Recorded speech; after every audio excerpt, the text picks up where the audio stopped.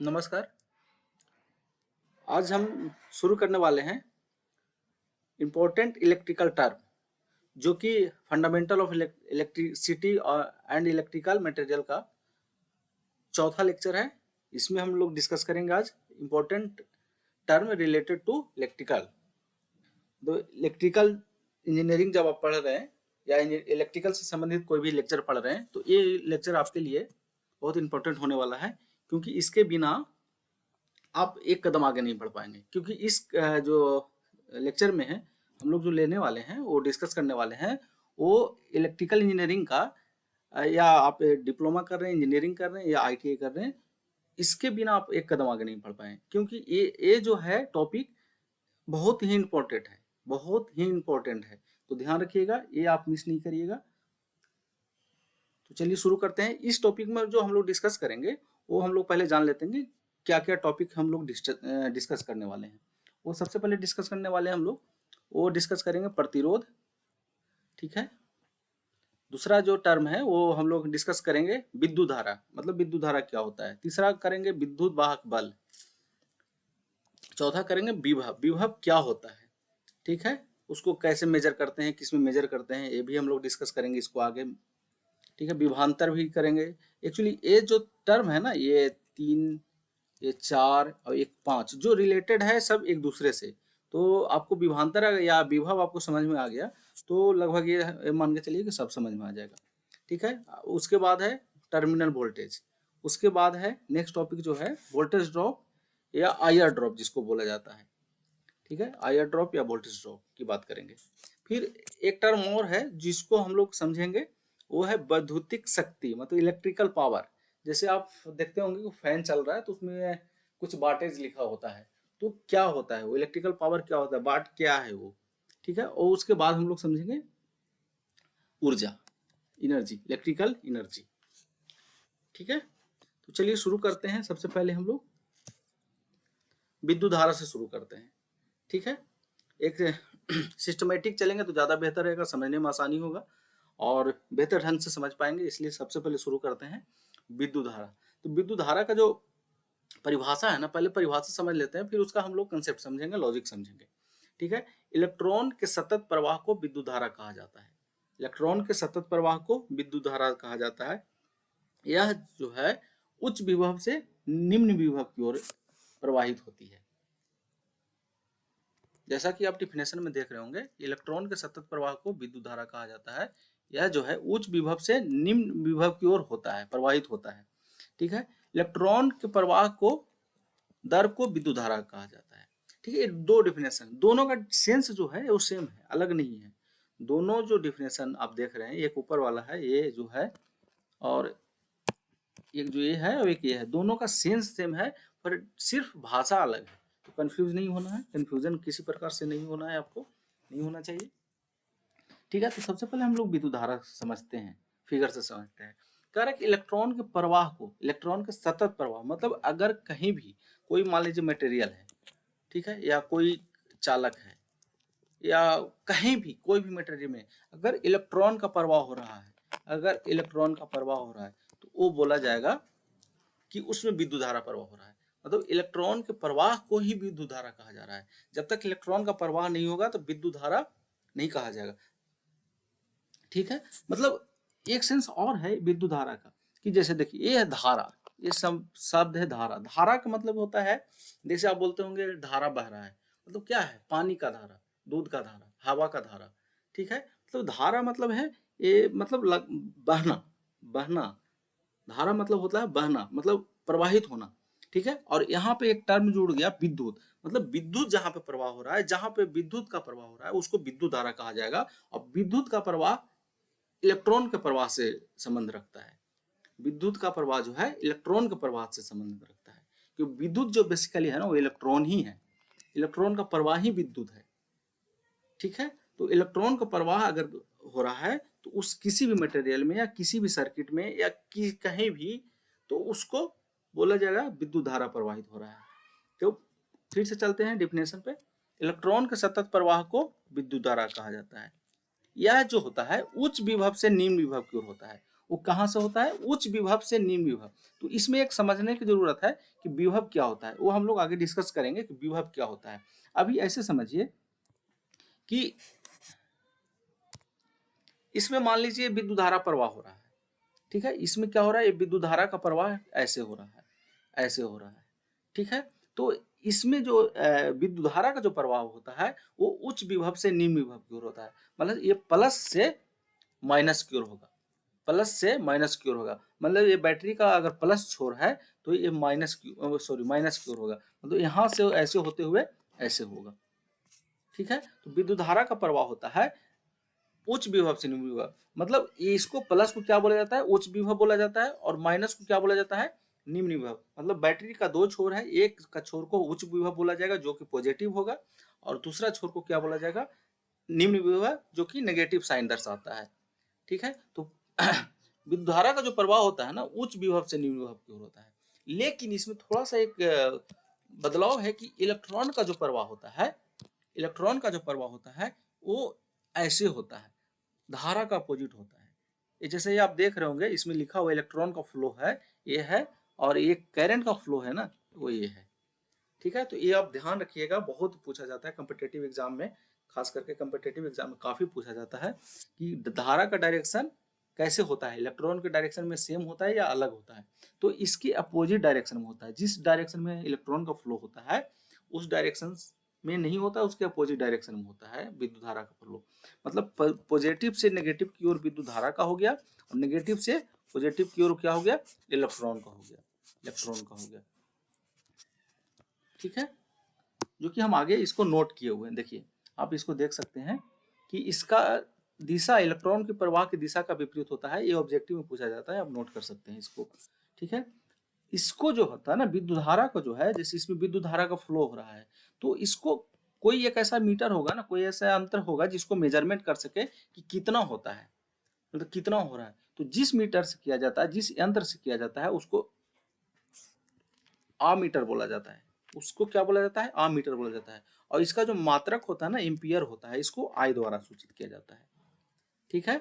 मतलब अगर इसमें विद्युत धारा प्रवाह हो रहा है, मान लीजिए 5 होगा तो एम्पियर होगा, ठीक है। और इसको बोला जाएगा आई बराबर 5 एम्पियर। ये किससे मेजर कर किया जाएगा, आमीटर से, ठीक है। आमीटर का जो नाम है ना, कहीं कहीं आ मीटर भी लिखा जाता है, कहीं कहीं आ मीटर भी लिखा जाता है, कहीं कहीं ए मीटर भी लिख देता है, ए मीटर भी लिख देता है। तो तीनों जो नाम है ना, तीनों सेम है, तीनों अलग अलग नहीं है, ठीक है, तीनों नाम सेम है। तो विद्युत धारा का जो मेजरमेंट किया जाता है आमीटर से किया जाता है, ठीक है। जैसा कि आप देख रहे हैं यहाँ पे देख सकते हैं कि जैसे सर्किट है, ये क्या है, इलेक्ट्रिकल सर्किट है, यहाँ पे वोल्टेज सोर्स लगा हुआ है, ये आपका लोड है, मतलब किस लोड की कोई भी हो सकता है, बल्ब हो सकता है, फैन हो सकता है, ट्यूबलाइट हो सकता है, कुछ और हो सकता है, हीटर हो सकता है, इंडक्शन हीटर हो सकता है। ये क्या है, ये चालक दिखा रहा है, ये जो सर्किट में दिख रहा है ये चालक दिख रहा है, ठीक है। इसमें ए मीटर जोड़ा गया है, ये क्या है, ए मीटर है, ये ए मीटर है। ए मीटर क्या बताएगा, विद्युत धारा बताएगा, ए मीटर क्या बताएगा, विद्युत धारा। तो एक चीज में और देखने वाली चीज है कि जो ए मीटर का जो कनेक्शन होता है ना, तो ए मीटर का कनेक्शन होता है जहां पे आपको विद्युत धारा में मेजरमेंट करना है, मान लीजिए इसमें विद्युत धारा का हमको मेजरमेंट करना है, तो उसके श्रेणी क्रम में होगा, ठीक है। ए मीटर का जो मेजर कनेक्शन होता है वो होता है सर्किट के या लोड के श्रेणी क्रम में, जहां पे आपको करंट का मेजरमेंट करना है उसके श्रेणी क्रम में होता है, ठीक है। तो इससे क्या क्या निकल के आया, इलेक्ट्रॉन के प्रवाह के दर को विद्युत धारा कहा जाता है, जिसका फॉर्मूला है आई बराबर क्यू बटा टी, ठीक है। इलेक्ट्रॉन का प्रवाह के ये इसका जो प्रवाह होता है इसके विपरीत दिशा में होता है। दूसरा अगला जो है एम्पियर्स में मेजरमेंट किया जाता है, इसको आई द्वारा सूचित किया जाता है, और इसको आ मीटर द्वारा मेजरमेंट किया जाता है, ठीक है। चलिए हम नेक्स्ट शुरू करते हैं। नेक्स्ट है प्रतिरोध, नेक्स्ट है प्रतिरोध। तो प्रतिरोध सबसे ही आपको पता चल रहा होगा कि प्रतिरोध मतलब एक ऐसा गुण है, मतलब किसी भी पदार्थ का वह गुण है जो इलेक्ट्रॉन को प्रवाह में विरोध करता है। वो क्या करता है, इलेक्ट्रॉन के प्रवाह में विरोध करता है। प्रतिरोध किसी भी पदार्थ का या किसी भी मटेरियल का एक गुण है जो कि इलेक्ट्रॉन के प्रवाह में विरोध करता है। जब इलेक्ट्रॉन के प्रवाह में विरोध करेगा तो जाहिर सी बात है कि विद्युत धारा के प्रवाह में विरोध करेगा। इसलिए दोनों डिफिनेशन लिखा हुआ है कि पदार्थ का वह गुण जो इलेक्ट्रॉन के प्रवाह का विरोध करता है या विद्युत धारा का प्रवाह का विरोध करता है, ठीक है, उसको क्या कहा जाता है? प्रतिरोध। प्रतिरोध को ओम, जो मात्रक होता है ना, ओम होता है, ओम ओम होता है, ठीक है। इसका सिंबल जो होता है ऐसे होता है, ठीक है, ये सिंबल द्वारा सूचित किया जाता है इसको, ठीक है। इसे आर द्वारा सूचित किया जाता है, मतलब इसका जो ओम को इसके द्वारा सूचित किया जाता है, लेकिन प्रतिरोध को क्या होता है? प्रतिरोध को आर द्वारा सूचित किया जाता है, ठीक है। इसको ओम मीटर द्वारा मेजर किया जाता है। इसको जो किससे मापा जाएगा? प्रतिरोध ओम मीटर द्वारा मापा जाएगा। जैसे ये सर्किट है, आप देख सकते हैं, जैसे सर्किट है, इसमें करंट का फ्लो हो रहा है, तो इसी सर्किट में एक गुण होता है, इस सर्किट का एक गुण होता है जो इस करंट का फ्लो का विरोध करता है। मतलब ये चाहता है कि करंट का फ्लो हो, लेकिन ये फ्लो नहीं हो पाता है, कम कर देता है, जितना होना चाहिए उतना नहीं होता है, तो वो गुण को कहा जाता है प्रतिरोध, ठीक है, जिसको रेजिस्टेंस बोला जाता है, रेजिस्टेंस, ठीक है। अब जैसे देखिए फिगर में, देखिए फिगर में देख सकते हैं कि देखिए मान लीजिए एक करंट है, ये करंट है, ये जो दिख रहा है, ये व्यक्ति जो है करंट है, ये भी व्यक्ति करंट है, ये भी व्यक्ति करंट है, ये फ्लो होना चाह रहा है, फ्लो होना चाह रहा है। ये देखिए इसको ये रोक रहा है, कौन रोक रहा है? ये। तो ये क्या कर रहा है यहाँ पे? ये प्रतिरोध का काम कर रहा है। तो एक एग्जाम्पल की तरह से, मतलब एक लॉजिक देकर के समझाया गया है कि ये जो है, मतलब यहाँ से फ्लो होना चाह रहा है, ये गुजरना चाह रहा है इससे होकर के, लेकिन ये क्या किया? इसको मतलब कम कर दिया, एरिया को कम कर दिया, तो इससे क्या हो रहा है? मतलब ये प्रतिरोध का काम कर रहा है यहाँ पे, ठीक है। इसका जो मात्रक होता है ओम मीटर होता है, सॉरी, इसका इक्विपमेंट जो मेजरमेंट करता है वो ओम मीटर से किया जाता है, ठीक है। अब नेक्स्ट चलते हैं। जैसे देखिए इसमें भी समझ लेते थोड़ा सा कि जैसे एक करंट का फ्लो हो रहा है, किससे करंट का फ्लो हो रहा है? बैटरी से। बैटरी से वायर जुड़ा हुआ है, वायर से लोड जुड़ा हुआ है, इस वायर से लोड जुड़ा हुआ है, करंट का फ्लो हो रहा है। तो इसमें क्या होगा ना कि एक गुण होगा, इसमें एक गुण होगा जिसको रेजिस्टेंस बोला जाता है, जिसको प्रतिरोध, जिसका आर द्वारा सूचित किया जाता है, और जिसका मात्रक जो होता है वो ओम होता है, और जो मापा जाता है वो ओम मीटर द्वारा जिसको मेजरमेंट किया जाता है, ठीक है। चलिए अब फिर से नेक्स्ट टॉपिक देखते हैं। अच्छा, इसमें एक चीज और आप समझने वाली बात है कि जैसे मान लीजिए ए है, इसमें कौन कौन सा टर्म आया? एक टर्म आया हमारा आई, दूसरा टर्म आया इलेक्ट्रॉन, तीसरा टर्म आया आर। अब एक चीज समझिए कि जैसे इसमें करंट का फ्लो हो रहा है, तो क्या ऐसा वजह है कि इसमें करंट का फ्लो यहाँ से हो रहा है यहाँ तक? क्या ऐसा वजह है कि यहाँ से करंट फ्लो हो रहा है यहाँ तक? कैसे हो रहा है? यहाँ से ऐसे हो रहा है, करंट का फ्लो हो रहा है, ऐसे हो रहा है। क्या ऐसा वजह है? कुछ तो एक ऐसा फोर्स होगा ना, कुछ तो एक ऐसा फोर्स होगा। अगर मान लीजिए इसको हम हटा दिया जाए तो क्या करंट का फ्लो होगा? तो इसका जवाब है नहीं। क्यों? क्योंकि ये बैटरी जो है ना एक फोर्स लगा रहा है, एक बल लगा रहा है। किस पे? इलेक्ट्रॉन पे बल लगा रहा है। क्या कर रहा है? ये बैटरी जो है ना, ये बैटरी एक बल लगा रहा है। किस पे लगा रहा है? इलेक्ट्रॉन पे लगा रहा है, जिसके कारण क्या हो रहा है? इलेक्ट्रॉन का फ्लो हो रहा है इस डायरेक्शन में। इलेक्ट्रॉन जो फ्लो कर रहा है इस डायरेक्शन में कर रहा है, ठीक है, इस डायरेक्शन में कर, लेकिन करंट का फ्लो मेरा इस डायरेक्शन में हो रहा है,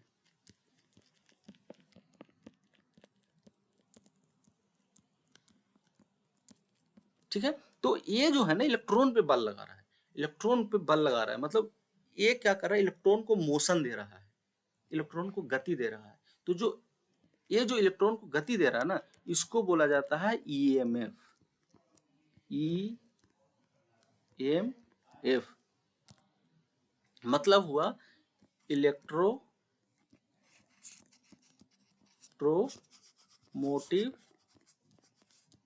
फोर्स। इलेक्ट्रोमोटिव फोर्स मतलब हुआ क्या?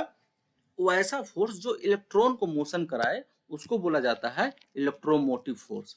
वैसा फोर्स जो इलेक्ट्रॉन को मोशन कराता है उसको बोला जाता है इलेक्ट्रोमोटिव फोर्स, जो कि यहाँ पे हमको पढ़ना है, विद्युत वाहक बल, ठीक है। इसको हिंदी में बोला जाता है विद्युत वाहक बल, इसको बोला जाता है इलेक्ट्रोमोटिव फोर्स, वैसा फोर्स जो इलेक्ट्रॉन को मोशन देता है।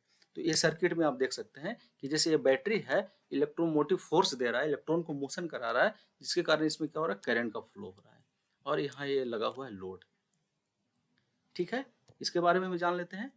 यह जो होता है बैटरी जनरेटर से प्राप्त होता है। किससे प्राप्त होता है? ये सेल से होता है, बैटरी से होता है, जनरेटर से होता है, और सोलर पैनल से भी होता है, क्योंकि सोलर पैनल को भी कनेक्ट करेंगे तो उसमें करंट का फ्लो होता है। तो बैटरी से होता है, सेल से होता है, सेल और बैटरी सेम है, और सोलर पैनल से होता है, और जनरेटर से होता है। ठीक है, इसका जो प्रतीक होता है ना विद्युत ईएमएफ का, वो होता है ई। ठीक है, और इसका जो मात्रक होता है ना वो होता है वोल्ट। इसका मात्रक क्या होता है? वोल्ट होता है। तो ईएमएफ का मात्रक हम लोग क्या लिखेंगे?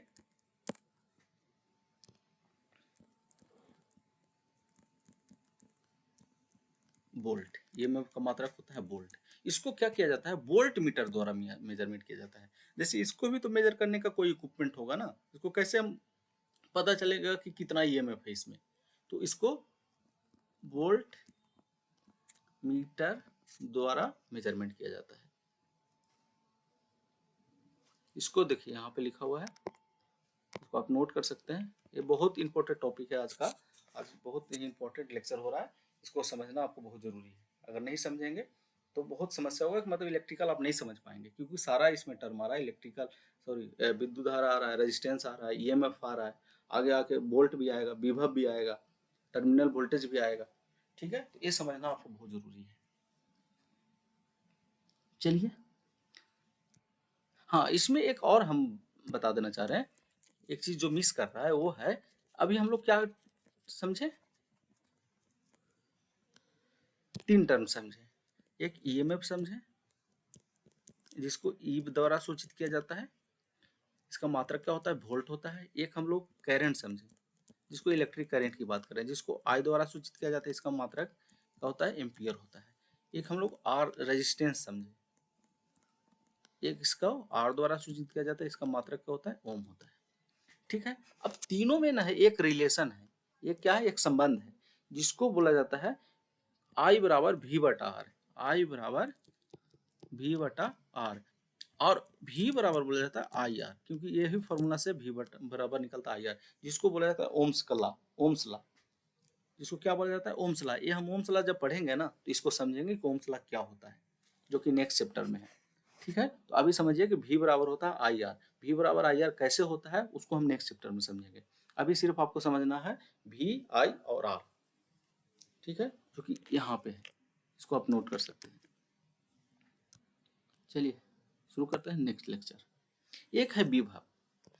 अब विभव क्या होता है? पोटेंशियल क्या होता है?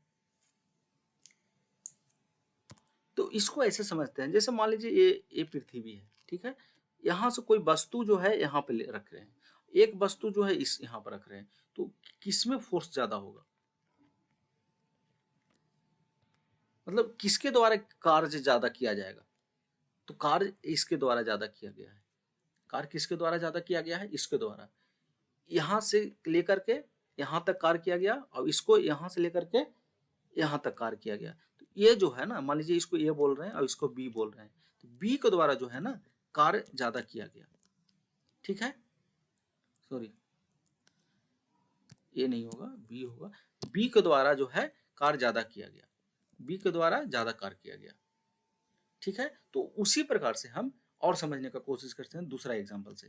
जैसे ठीक है, मान लीजिए इसमें हम ये क्या है, ये बाल्टी है या मग है, इसमें हम पानी भर दिए हैं, हम लोग क्या किए? पानी भर दिए। तो मान लीजिए एक यहाँ पे हम छिद्र करते हैं, एक छिद्र यहाँ पे किए, ठीक है, और एक छिद्र यहाँ पे करेंगे, क्या होगा? पानी इससे तेज निकलेगा। क्यों? क्योंकि पानी का जो प्रेशर है ना, पानी का जो बल है ना, यहाँ पे ज्यादा लग रहा है, यहाँ पे कम लग रहा है। ये जो है ना ऐसे गिर जाएगा, लेकिन ये ऐसे गिरेगा।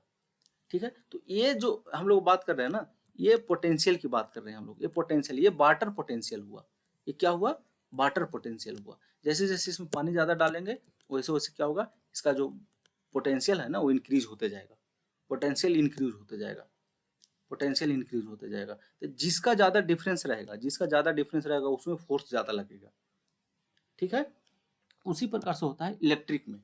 मान लीजिए ये सेंटर है, इलेक्ट्रिक फील्ड का सेंटर है, ठीक है, इलेक्ट्रिक फील्ड का सेंटर है। अब मान लीजिए कोई चार्ज है, यहाँ पे कोई चार्ज है, ठीक है, कोई चार्ज है, उसको यहाँ पे ले जा रहे हैं, यहाँ पे, तो ये चार्ज द्वारा कार्य होगा, ये चार्ज द्वारा यहाँ ले जाने में दिक्कत होगा ना, मतलब यहाँ पे कार्य किया गया ना, इसके नजदीक हम ले जा रहे हैं यहाँ पे इस चार्ज को, इस चार्ज को जो है, मान लीजिए कोई चार्ज है यहाँ पे, इस चार्ज को हम यहाँ पे लेके आ रहे हैं, यहाँ पे लेके आ रहे हैं, ठीक है, मतलब इसी की बात कर रहे हैं, यहाँ पे लेके आ रहे हैं इस पोजीशन पे, तो यहाँ से यहाँ लाने में तो कार्य होगा ना, क्योंकि ये चार्ज है और ये इलेक्ट्रिक फील्ड है, तो इस पे क्या होगा, यहाँ पे फोर्स लगेगा, तो यहाँ से जब आप ला रहे हैं यहाँ पे, तो क्या होगा, ये कार्य हो रहा है किसके द्वारा, इस यूनिटी चार्ज जो है, यूनिटी चार्ज जो है उसके द्वारा कार्य किया जा रहा है। तो जो इसमें जो इसके पर जो फोर्स लग रहा है ना, वो फोर्स को हम क्या बोलेंगे, फोर्स को मतलब यहाँ से यहाँ जो ले जाने में जो कार्य किया गया, मतलब फोर्स जो अनुभव कर रहा है, उसको हम क्या बोलेंगे, विभव, क्या बोलेंगे, पोटेंशियल, पोटेंशियल, मतलब जिस प्रकार से हम लोग इस टर्म में समझ रहे थे, ये जो इस टर्म में समझ रहे थे कि इसके द्वारा कार्य कम किया जा रहा है, इसके द्वारा ज्यादा किया जा रहा है, जिस तरह से हम इसके द्वारा समझ रहे थे, उसी प्रकार से इलेक्ट्रिक फील्ड के लिए भी होता है। इलेक्ट्रिक फील्ड के यहाँ से यहाँ आने में ऐसे आपको थोड़ा सा कंफ्यूजन हो रहा है, फिर एक चीज से समझिए, ऐसे दूसरे एग्जाम्पल से समझिए कि मान लीजिए दो चार्ज है, एक चार्ज यहाँ है और ये भी चार्ज इसी पे है, दो चार्ज है, एक चार्ज यहाँ से यहाँ गया, ठीक है, एक चार्ज यहाँ से यहाँ गया, किसके द्वारा कार्य ज्यादा किया गया, इसके द्वारा, इसके द्वारा, इसके द्वारा ज्यादा कार्य किया गया, जो आपको ग्रीन दिख रहा होगा, ठीक है, तो इसमें पोटेंशियल आ जाएगा और इसमें भी पोटेंशियल आ जाएगा, क्योंकि इसके द्वारा इस जो इलेक्ट्रिक फील्ड है उसके अगेंस्ट में काम किया जा रहा है, कार्य किया जा रहा है, ठीक है, इसमें भी पोटेंशियल आएगा, इसमें भी पोटेंशियल आएगा, इसमें जो आएगा ना उसको हम बोलेंगे विभव, क्या बोलेंगे, विभव, और इसके द्वारा कार्य किया गया, इसके द्वारा कार्य किया, मान लीजिए ये विभव का मात्रक होता है, पहले समझ लीजिए वोल्ट, इसको भी किस में मापा जाता है, वोल्ट में, इसको भी किस में मापा जाता है, वोल्ट में। अब मान लीजिए ये यहाँ पे लाने में 5 वोल्ट का कार्य हुआ, क्या हुआ, 5 वोल्ट का, यहाँ तब यहाँ पे लाने में क्या होगा, जब जाहिर सी बात है इससे कम होगा, तो हो सकता है 3 वोल्ट का काम हुआ, यहाँ पे लाने में 3 वोल्ट हुआ, यहाँ पे लाने में 5 वोल्ट हुआ, तो जो इसके और इसके माइनस होगा ना, उसको बोला जाएगा पोटेंशियल डिफरेंस, 5 - 3 मतलब 2 डिफरेंस हुआ, इसके और इसके बीच में जो डिफरेंस है ना कार्य का, जो वोल्टेज का डिफरेंस है, उसको बोला जाता है पोटेंशियल डिफरेंस, ठीक है, उसको क्या बोला जाएगा, पोटेंशियल डिफरेंस, जिसको बोला जाता है विभवांतर, विभवांतर बोला जाता है, जो कि आपको नेक्स्ट टर्म में पढ़ना है, नेक्स्ट टर्म में क्या पढ़ना है, विभवांतर, पोटेंशियल डिफरेंस, जिसको पीडी भी बोला जाता है, जब किसी चालक से विद्युत धारा प्रवाहित होती है जिसमें विभवांतर, जिसे विभवांतर कहते हैं, ठीक है, विभवांतर का प्रतीक भी होता है, इसको वोल्ट में मापा जाता है, इसको भी किस में मापा जाएगा, वोल्ट में, क्यों, क्योंकि देखिए ये मान लीजिए 5 वोल्ट है, अब ये 3 वोल्ट है, तो जब डिफरेंस करेंगे तो ये भी तो वोल्टे में आएगा ना, तो विभवांतर का मात्रक भी जो होता है वोल्ट होता है, ठीक है, ये हुआ इलेक्ट्रिक फील्ड के टर्म में, ये इलेक्ट्रिक फील्ड में के टर्म में इसलिए हुआ क्योंकि वो विभव समझना था।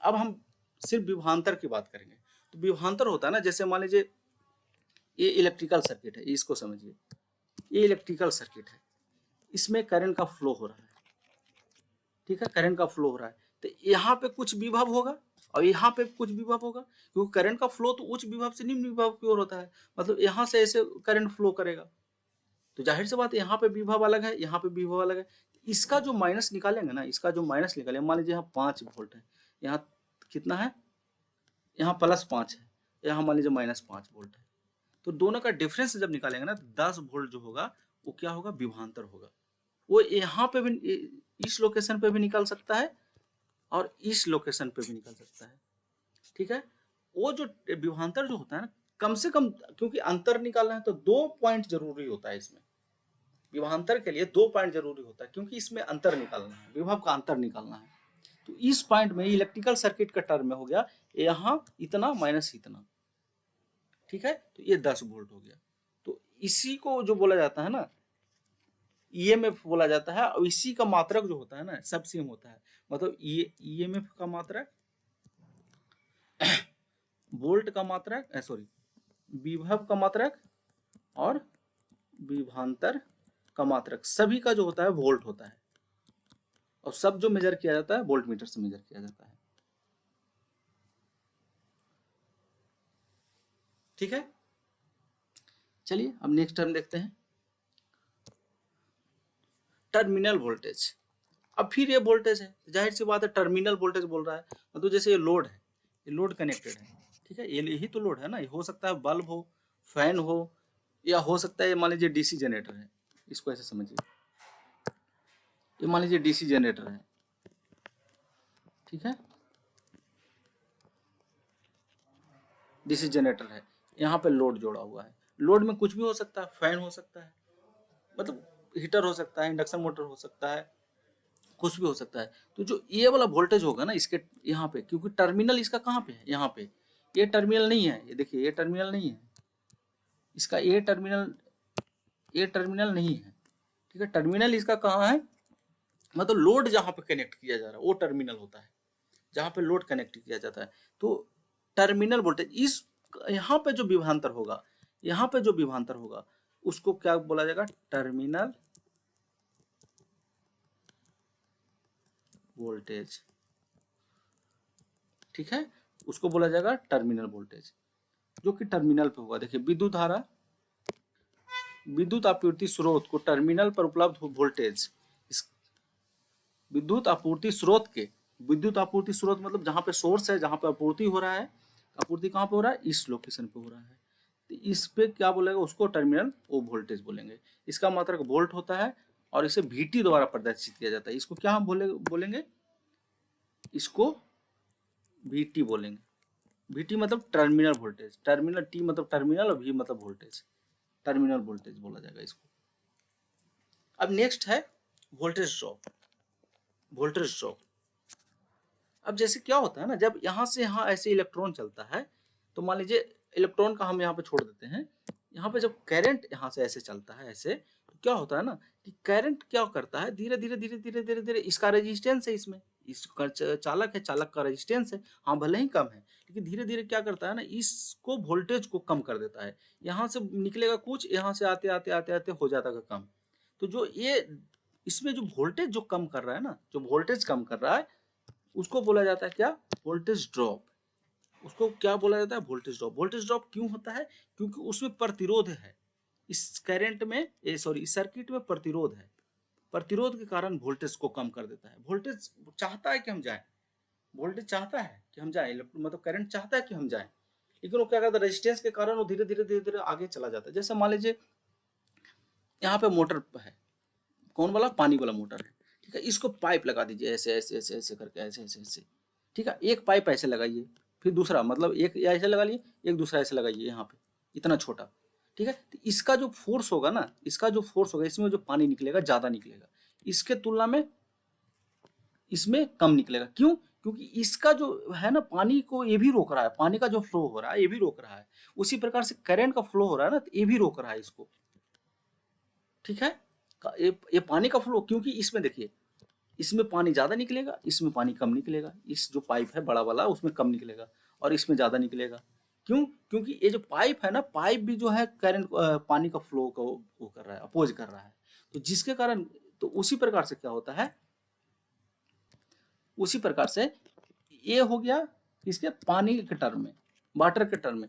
लेकिन जब हम करंट के टर्म में समझेंगे, इलेक्ट्रिकल सर्किट में समझेंगे, तो जब इलेक्ट्रॉन सॉरी जब करंट का फ्लो होता है ना ऐसे, तो वो भी कम कर देता है, जितना बड़ा तार होगा, जितना बड़ा तार होगा उतना कम करेगा, ठीक है। वो कम क्यों होता है, क्योंकि इसमें एक रेजिस्टेंस है, इसमें भी रेजिस्टेंस है, तो वो क्या करता है, वोल्टेज को ड्रॉप कर देता है। ड्रॉप मतलब कम करना, ड्रॉप ने बोले ड्रॉप हो रहा है, ड्रॉप पानी, ड्रॉप मतलब गिर गया, वोल्टेज गिर गया है, कम गया है, ठीक है,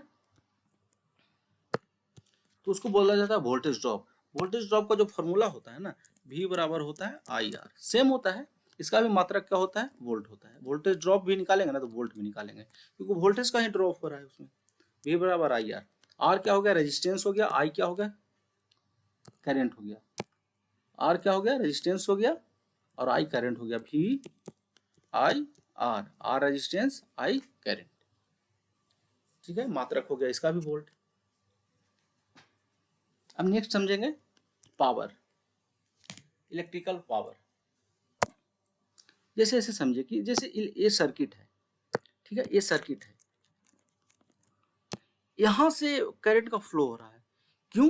क्योंकि ये जो है बल लगा रहा है, बल क्यों लगा रहा है? क्योंकि इसमें भी एक पावर है, इसमें भी पावर है। बल तो तभी लगेगा ना जब उसमें पावर होगा, और जिसके कारण क्या हो रहा है, करंट का फ्लो हो रहा है, करंट फ्लो कर रहा है। यहाँ पे क्या है, भी है, और यहाँ पे क्या है, आई है, क्योंकि भी के कारण आई फ्लो कर रहा है। तो जब भी और आई को गुणनफल करेंगे ना, तो यही हमारा होगा पावर। क्या होगा, विद्युत शक्ति। भी बराबर क्या होता है, सॉरी, पी बराबर क्या होता है, भी गुने आई होता है, भी आई।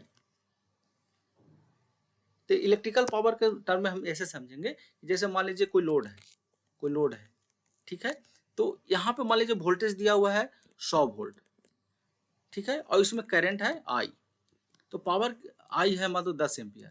तो पावर कैसे निकालेंगे, पी बराबर हो जाएगा भी गुने आई, मतलब इसमें जो खर्च होगा पावर, वो 100 वोल्ट गुने कितना होगा, 10 एम्पियर होगा, जो भी आएगा 1000 आएगा, 1000 वाट होगा, ठीक है। इसका मात्रक जो होता है वो होता है वाट। पहले समझिए कि जो वोल्टेज और करंट का जो गुणनफल है उसको पावर बोला जाता है, ठीक है। इसका जो मात्रक होता है वाट होता है, इसको वाट मीटर द्वारा मेजर किया जाता है।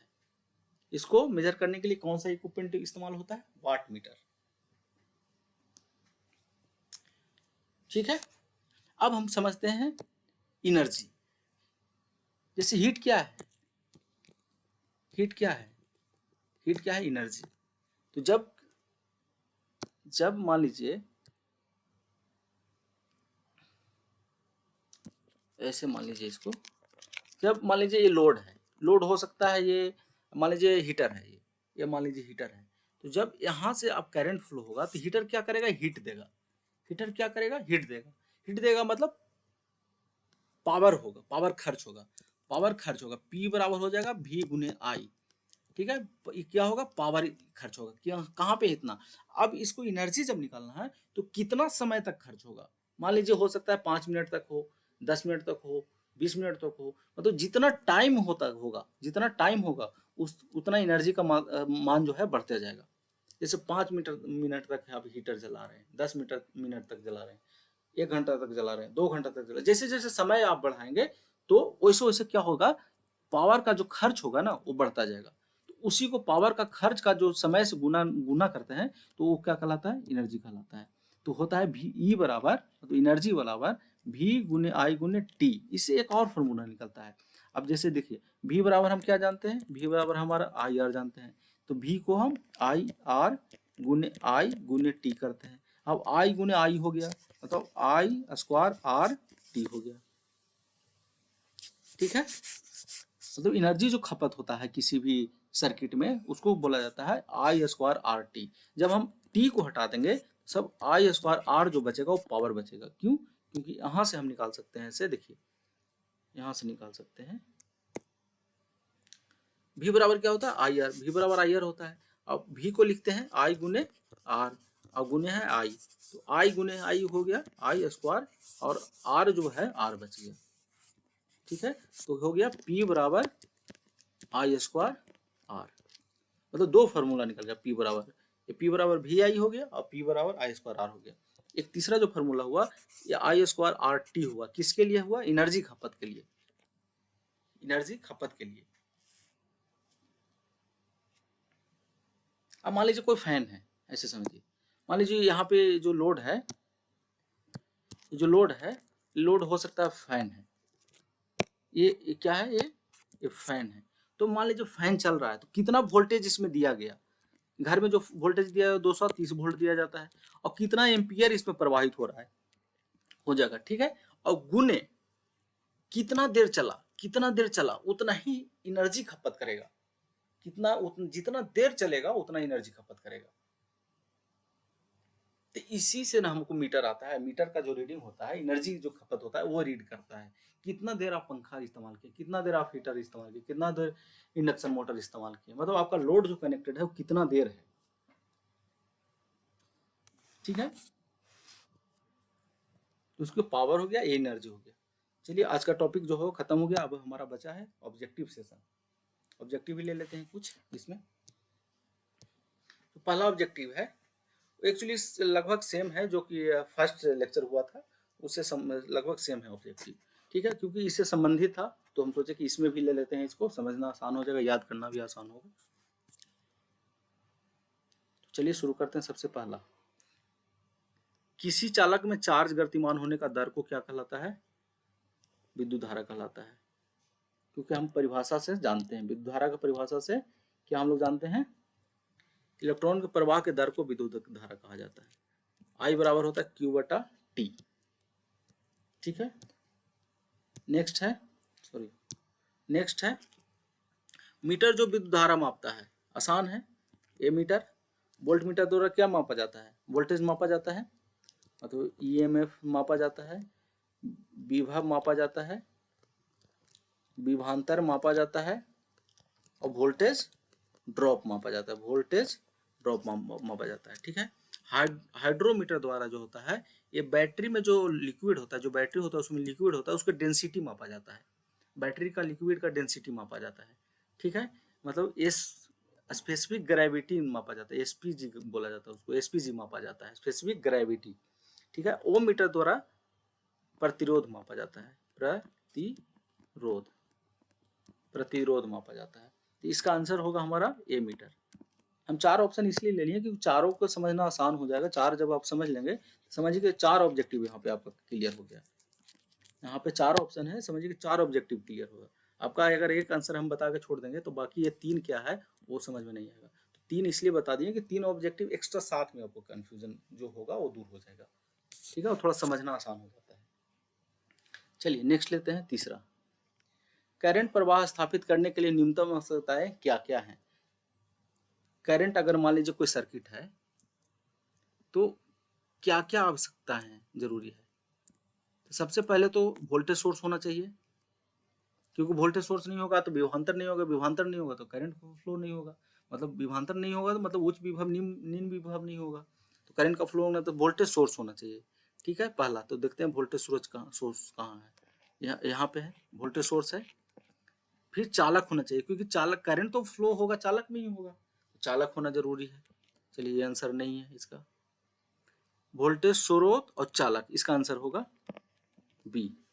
इसका आंसर क्या होगा? बी, क्योंकि अचालक में करंट का फ्लो नहीं होता है। ए मीटर होना जरूरी नहीं है। ठीक है, वोल्टेज स्रोत और स्विच होना और रेजिस्टेंस होना जरूरी नहीं है, क्योंकि चालक और वोल्टेज सोर्स होना जरूरी है। वोल्टेज स्रोत और फ्यूज की क्या जरूरत है करंट फ्लो होने के लिए? मिनिमम आवश्यकता की बात कर रहा है। इसका आंसर होगा बी।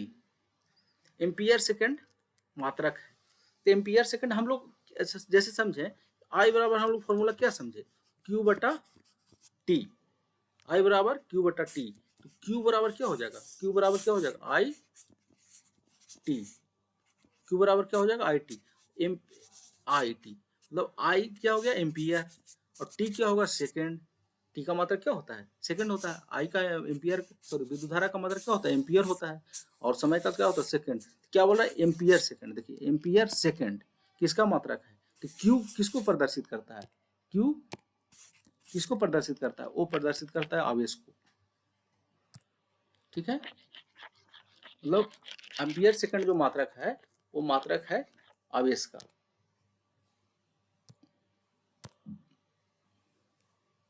पांच नंबर, किसी धातु के तार में विद्युत धारा प्रवाह होता है इलेक्ट्रॉन के कारण, क्योंकि इलेक्ट्रॉन के प्रवाह को विद्युत धारा कहा जाता है, प्रोटॉन का नहीं, आयन का नहीं।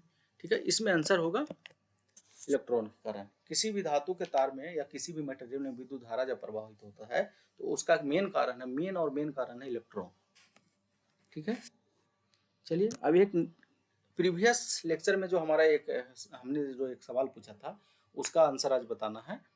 प्रीवियस जो लेक्चर हुआ था, लेक्चर 3 में हमने एक सवाल पूछा था, अगर वो आप लेक्चर नहीं देखे हैं तो देख सकते हैं, कि इलेक्ट्रॉन का वहन करता है, इलेक्ट्रॉन क्या वहन करता है? तो एक यूनिट ऋण आवेश, क्योंकि इलेक्ट्रॉन पर क्या होता है? माइनस चार्ज होता है। ठीक है, पिछला लेक्चर आप देख सकते हैं। ठीक है, प्रोटॉन पे कौन सा चार्ज होता है? प्लस चार्ज होता है, और न्यूट्रॉन पे कौन सा चार्ज होता है? कोई चार्ज नहीं होता है, मतलब कोई चार्ज नहीं होता है।